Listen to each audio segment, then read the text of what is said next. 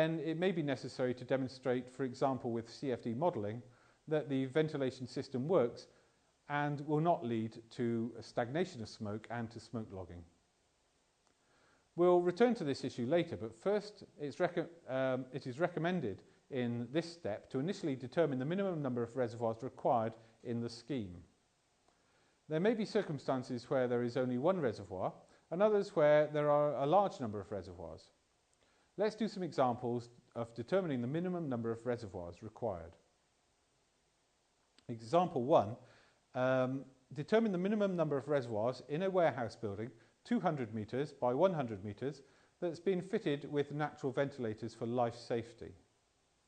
Well, firstly we know that the maximum size limit is 2,000 square metres and our building is 200 metres by 100 metres, which equals 20,000 square metres. So in this case we can see immediately that we need a minimum of 20,000 divided by 2,000, which equals 10 reservoirs. But we need to ensure that 10 reservoirs can cover the whole building in practice, and we need to check that no reservoir dimension exceeds 60 metres, excluding diagonals, which are allowed. So these final checks are carried out simply by looking at a sketch or plan of the building and ensuring that the limitations are adhered to.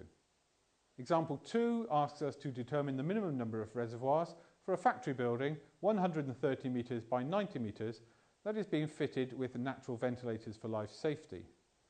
Well, firstly we know that the maximum size is 2,000 square metres and our building is 130 by 90, which equals 11,700 square metres. So in this case we need a minimum of 6 reservoirs, as 5 times 2,000 equals 10,000, which is less than the figure of 11,700 that we have, and 6 times 2,000 equals 12,000 square metres, and this is greater than our